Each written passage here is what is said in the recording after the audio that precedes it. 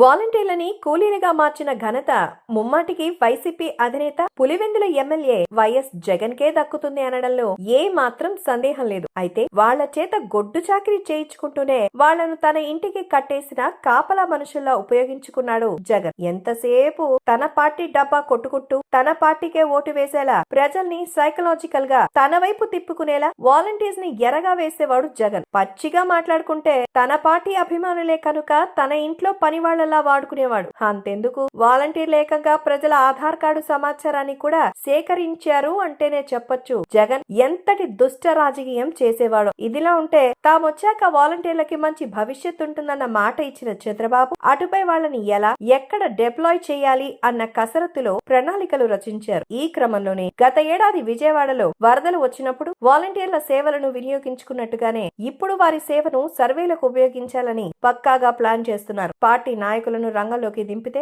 అసలైన ప్రజల అభిప్రాయాలు వ్యక్తం కాకపోవచ్చని, అందుకే వాలంటీర్స్ ని రంగంలోకి దింపితే బెటర్ అని ఆయన భావిస్తున్నట్టుగా తెలుస్తుంది. 4 రోడ్ల జంక్షన్ల నుంచి టీ కొట్లు, బడ్డీ కొట్ల వద్ద జనాలను పలకరిస్తూ ప్రభుత్వం అమలు చేస్తున్న సంక్షేమ కార్యక్రమాలు, ఇతర కార్యక్రమాలు, అభివృద్ధి ప్రాజెక్టుల అమలు వంటి వాటిపై నేరుగా ప్రశ్నలు అడిగి వారేమనుకుంటున్నారన్న విషయాలని తెలుసుకుని ఆ రిపోర్ట్స్ ని ప్రభుత్వానికి పంపేలా ఆలోచన చేస్తున్నారు. ఎంతైనా సీఎం చంద్రబాబు అంటేనే సర్వేలకి పెట్టింది పేరు కదా. అదీ కాక వాలంటీర్లకు సేవలను ఇలా ఉపయోగించుకోవడం మంచిదే అన్నది సామాన్యుల వాదన.